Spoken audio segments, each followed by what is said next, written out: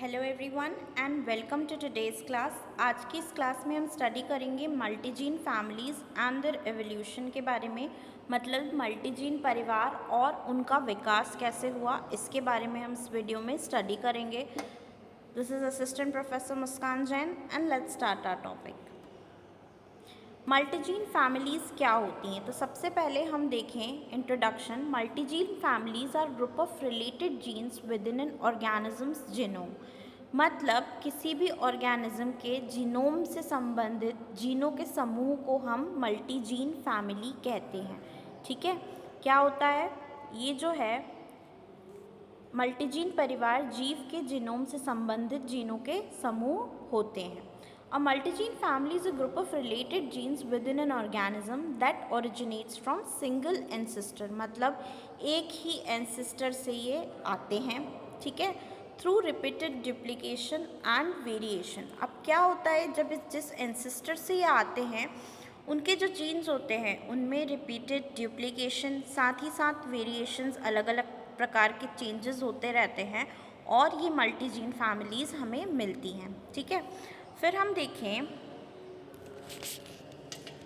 देखें यहाँ पर इसकी डेफिनेशन या परिभाषा। तो a multigene family consist of multiple similar jeans.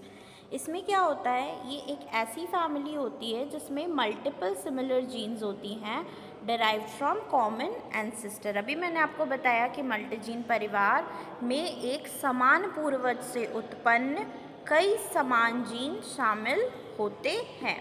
ठीक है, ये आपको क्लियर हुआ। फिर हम आगे देखें इसके कैरेक्टरिस्टिक्स या विशेषताएं। तो this gene show sequence similarity. मतलब ये वाली जो जीन्स होती हैं ना, ये जीन अनुक्रम समानता दिखाते हैं।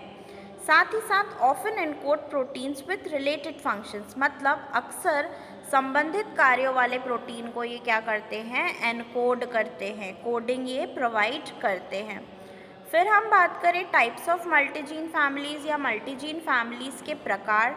तो सबसे पहले यहाँ आप देख सकते हैं कि क्लासिकल जीन फैमिलीज़ होती हैं। मतलब शास्त्रीय जीन परिवार होता है जिसमें एग्जाम्पल के तौर पर हम हीमोग्लोबिन की स्टडी कर सकते हैं। वहीं हम बात करें सुपर फैमिलीज़ की, तो इसमें आ जाएगा इम्यूनोग्लोब्यूलिन। सुपर फैमिली में क्या आ जाएगा, इम्यूनोग्लोब्यूलिन।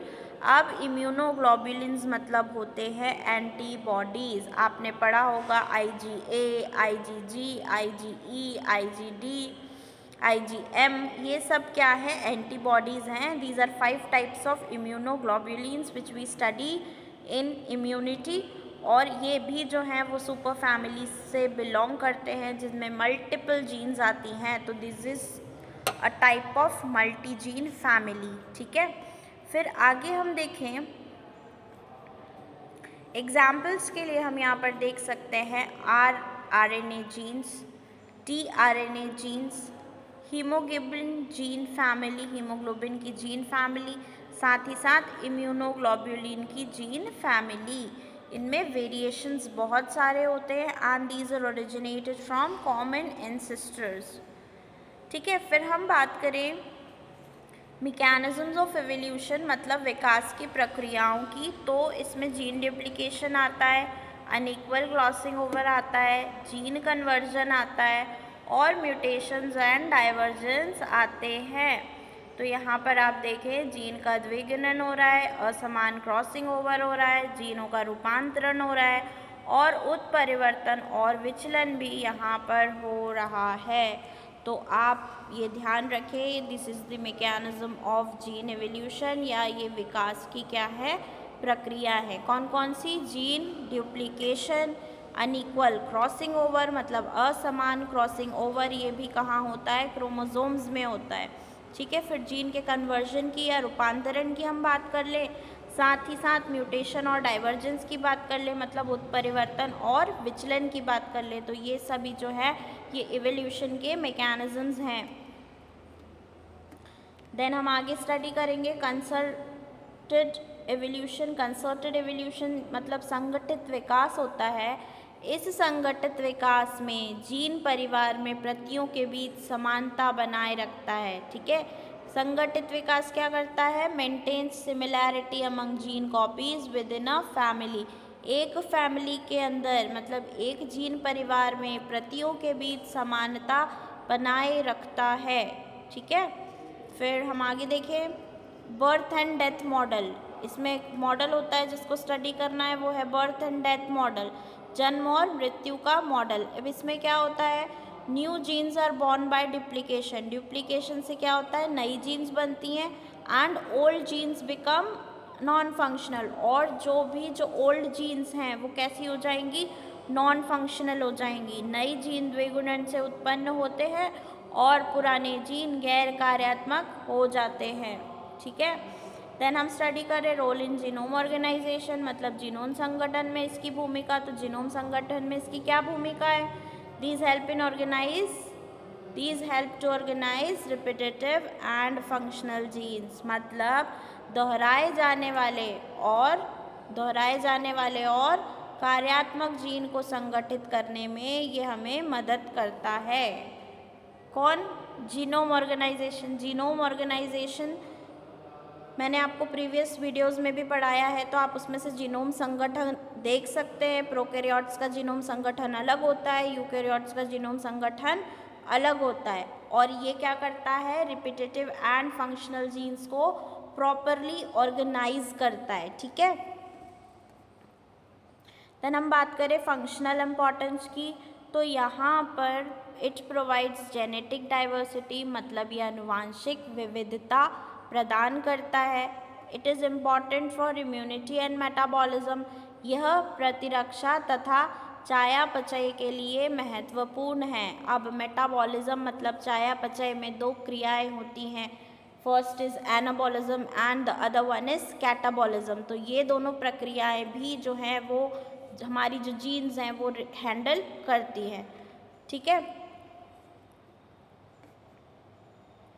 फिर यहाँ हम देखें की कैरेक्टरिस्टिक्स इसकी, तो की कैरेक्टरिस्टिक्स में origin, sequence similarity, functional similarity, evolution और लोकेशन, ये सारी चीज़ें हमें डिटेल से देखनी है।